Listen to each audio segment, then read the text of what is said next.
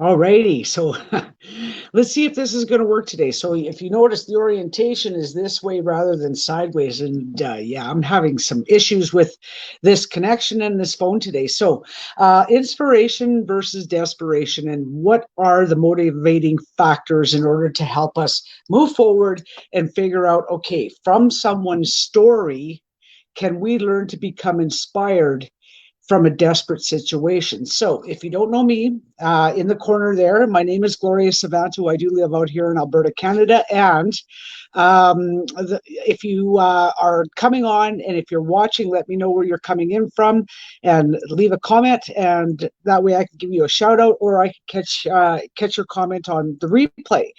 So the reason for me doing Go Lives is to inspire women to come and join organizations, and that is through the means of using social media strategies and authentic tips and tricks in order for us to attract the people who we want to bring into our organization. So like the title says, it's inspiration versus motivation. And do I have a story for you today?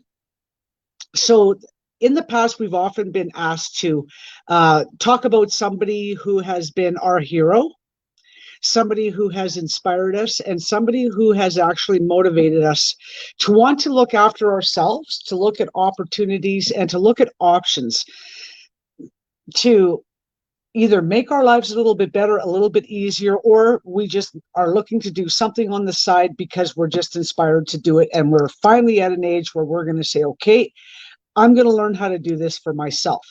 So the story I want to bring to you today is this. I'm going to have to go back quite a few years here. Let's talk about maybe 15 years ago. My niece was living in Merritt, British Columbia, and she was raising 3 little children. And I know a lot of people are going to be like, oh, this is just another whichever. But this story actually gets crazy. It's not going to be identifiable for many people because of the situation that my niece was going through. So she lived in Merritt.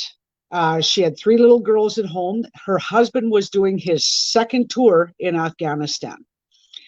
Her daughter, her middle daughter, no, was it? Yeah, it was her middle daughter, started to develop some crazy illnesses and symptoms. And I believe at the time she was 14 months old when all this started happening. So she took her to a local clinic there in Merritt, and they weren't qualified to deal with the issue. So my niece had to drive into the Children's Hospital downtown Vancouver. So that means going over the Coquihalla to take 3 little girls and go to this Children's Hospital. Well, the news was not good. It was absolutely not good. We're talking about a little baby who was then just recently diagnosed with childhood leukemia. So, so my niece, of course, immediately, she's by herself. She had her mother and her stepdad at the time, but I mean, the relationship was strained. Her husband, remember, was in Afghanistan, and now she feels like the walls are closing in and she's all alone. Okay, that would have caused quite a few women to just cave. I mean, what do you do? What do you do? So you pull up your bootstraps. Do you not? You pull up your bootstraps. You're going to do whatever it takes, and you're going to give your baby whatever it needs in order for you to figure this out. So she leaves her baby. She leaves her baby at the hospital, and she's driving home now with 2 daughters, facing brutal roads on that Coquihalla. Well, she's not thinking about the roads. She's not thinking about the drive. All she's worried about is her baby. So yes, it went bad, and it got really bad. So she can't let her husband know. I mean, she can get a hold of the Canadian military. She couldn't let her husband know what was going on because he was in the war zone, like he was in the thick of it.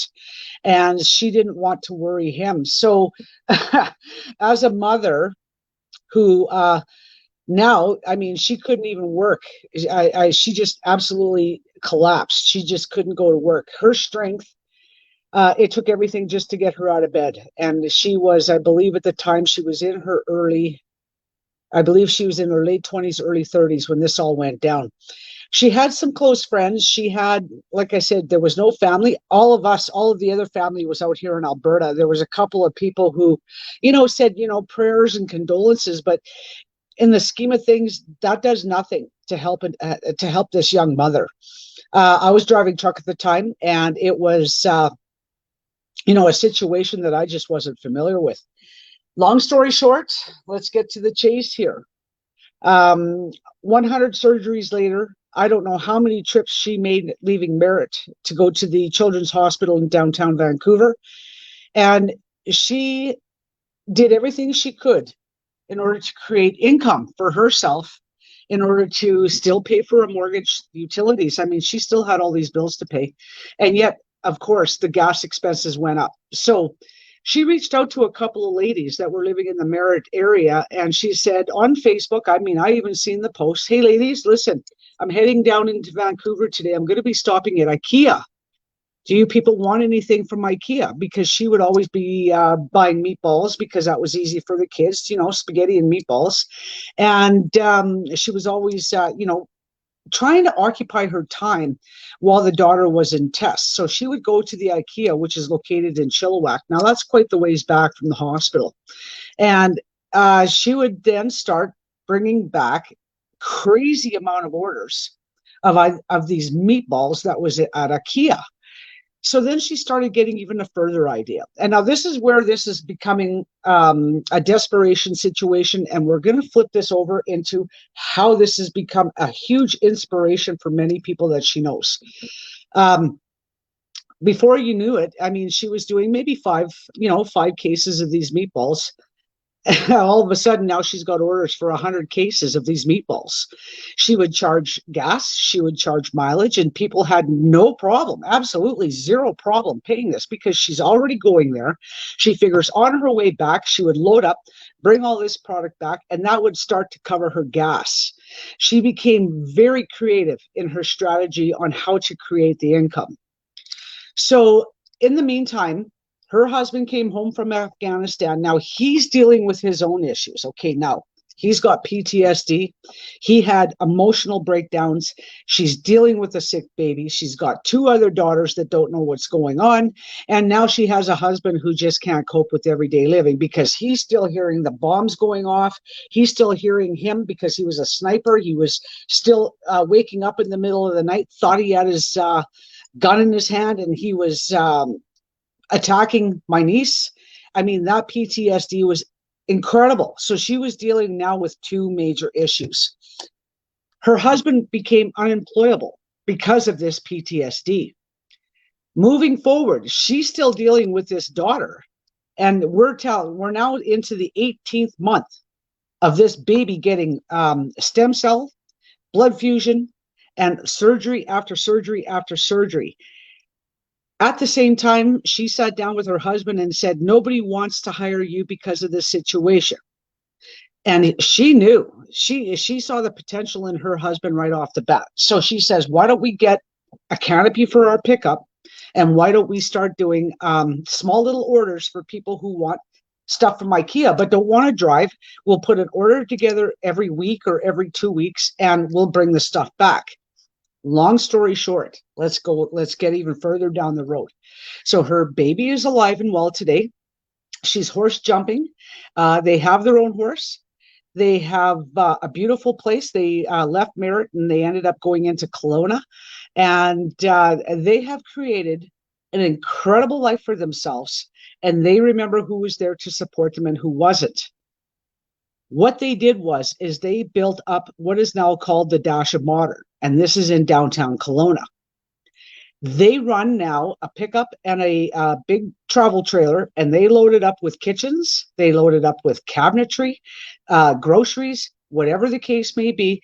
And then they've got it all set up where the mileage is tracked, orders are tracked online. You can go and order online from them. And they send out now, they've hired a driver, or Bill or her husband will still go do it. And they've actually been able to lease a spot where they can build everything and then go and install.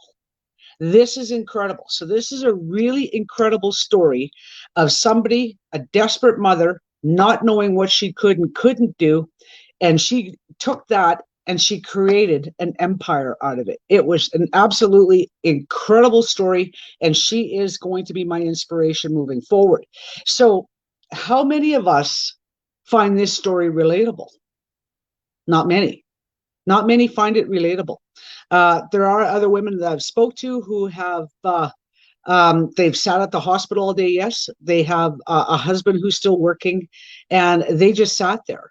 And it's the emotional quotient and learning and realizing that, okay, so you do have Ronald McDonald House, you do have crazy organizations that'll support you in the meantime, but it's the mental capacity to snap out of what she was going through and starting out just with the simple, I am going to IKEA, who wants IKEA meatballs, taking it from that little box and turning it into a huge opportunity because they have staff now. They've been featured in Vancouver Homes. She was on with one of the McGillivray boys because they came in and they showed one of the kitchens that Bill was able to install in some of the new homes. Quite a few of the new homes in Kelowna have IKEA kitchens because of the business that they built up. And it has turned out to be a love story of the ages, because not only was she helping her daughter, she was helping her husband deal with PTSD and keeping his hands busy, because how many of us admit, I mean, how many of us can admit that we cannot put that IKEA stuff together? I don't care what the instructions say. We end up with spare parts. It looks good. That's okay. And away we go. So it was rather funny because I've been following her journey from start to now. And there was a cabinet, actually, there was a cabinet that IKEA put out, and it's called the Divorce Maker. I said that to my niece, and she, you know what, she just howled over this one because, yes, this one was complicated. But like I said, Bill has become very apt at putting IKEA furniture together, and he puts it together and then they deliver it. Who would love to have that kind of a service? So she has turned a terrible situation into some of the most positive outcomes. Now she's able to give these children trips. She takes each of her daughters on individual vacations so that she gets to spend the time with them that she lost, dealing with the baby being sick and all of that, because that's got to have a lot of effect on the young children, watching a mother focus so much on one child and neglecting the other two. Her oldest daughter, she's been able to put her through vet college or vet university out in Saskatchewan. And the postings that this girl does, I mean, she went on a safari in Africa dealing with large animals out there, is just, it's incredible.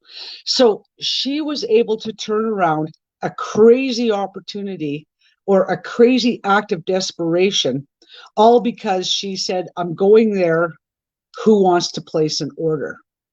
And it was unbelievable how she built this from the ground up. So moving forward, we're not to compare our stories to someone else. Absolutely not. We're not to compare our situations with somebody else. If somebody is having a hard time, we can sit there and we can be compassionate and we can listen with intent, and we can be there for the other individual. That is human nature. What I'm finding is that there's quite a few people I've spoke to who are getting into the comparitis scenario where, well, you don't got it so bad. Boy, do I ever have a story for you. And then you almost, you take away from the person who actually reached out to you and said, listen, I'm having a really hard time with something. Can you help me with this? Or, what would you do in that case scenario? Well, I've had a couple of people actually reach out and say, listen, this is what I'm going through. This is where I'd like to be. Can you help me figure something out? Well, absolutely. Absolutely. I have options for that. When it comes to basic human decency, many of us forget that we take a lot of things in our lives for granted. Okay, inspiration, desperation, or motivation, they're all tied together. And it's just a matter of how you approach the scenario. I have to approach every scenario that I have facing me at this time. It's Monday. I still haven't had news that I was hoping for, but I have to have the patience. I am inspired by the action I took last week to handle a very, very severe situation, and I'm sitting here patiently waiting. There's nothing I can do. In the meantime, I'm not going to sit here and worry and ruminate over the possible outcomes. I need to pivot and choose a different opponent because that opponent's been dealt with. I'm just waiting for the outcome of a decision. So I'm not going to worry about that. I have other issues that I'm going to be dealing with today, not bad ones at all, but they do become an opponent, and I'm going to pivot there. Once those are handled, then again, I'm going to pivot again and look at something else that needs to be handled. We all have issues, okay? We all have situations, and it all comes back down to how do we tell our story? How do we learn the negotiation skills? And can we up our game when it comes to that? Absolutely, absolutely. But there are some people who just don't see the need for that until it becomes almost a too late situation. I've always been taught that you need to dig your well before you're thirsty. How many people have heard that? How many people have heard that? You have to dig your well before you're thirsty. That means, obviously, creating a second revenue stream so that if you do lose your first one or you get cut back, you have got something else that you've already been building that's going to save the day at the end of the week or at the end of the month, whichever the case may be.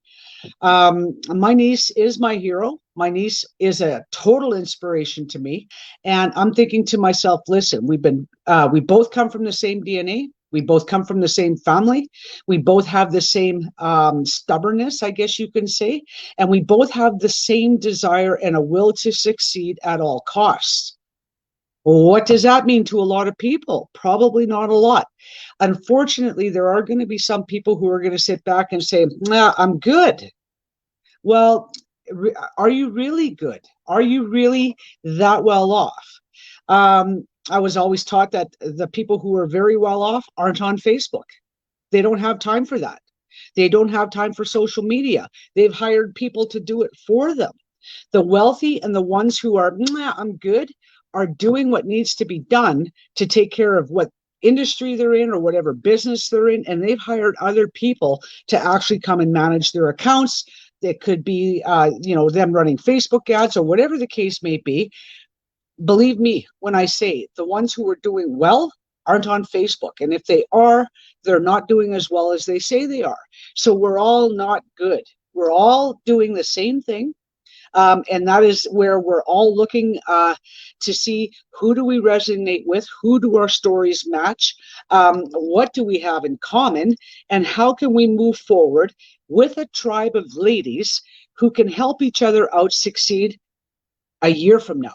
Because that's how long this is going to take if people don't realize that, okay, Christmas is coming. I get it. But I talked about this last week, and my niece even reiterated this when we had this big, long conversation when she came to visit me here. I believe it was last summer.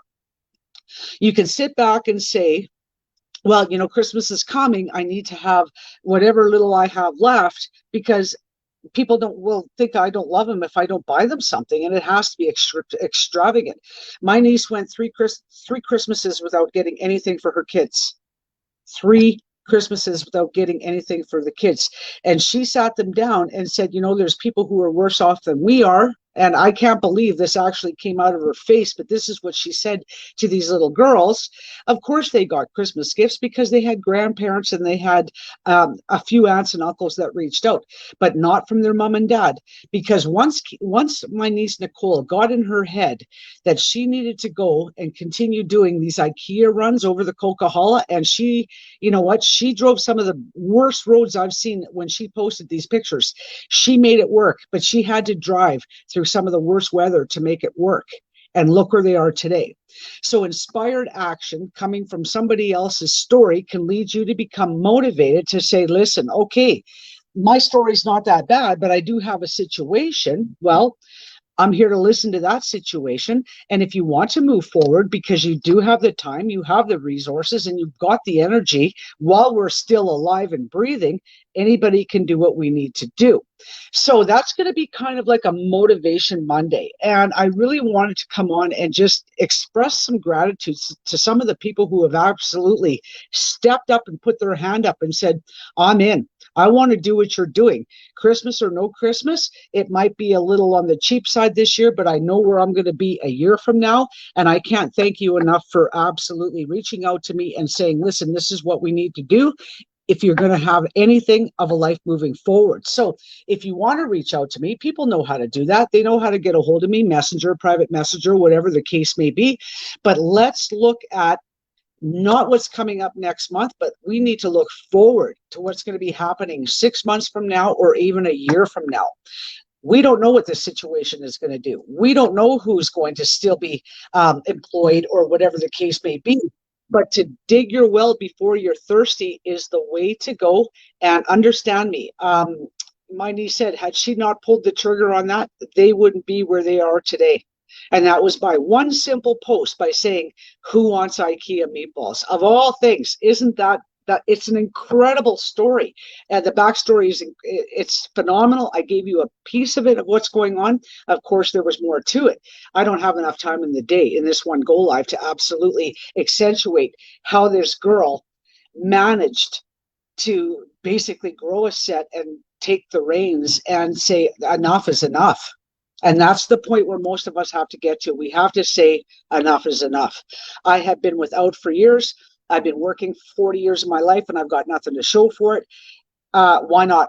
I have nothing to show for it now. So let's see if I can actually make something out of this. So again, if you don't know me, my name is Gloria Sabato. I'm out of Alberta, Canada here, and this is Monday Motivation. And I hope everybody has an awesome day. I am going to be busy today. I've got a couple of calls booked. And if you want to get in on knowing what I do, all you got to do is reach out. Okay, so we will talk to you tomorrow. Have an awesome Monday. All right, ladies, bye.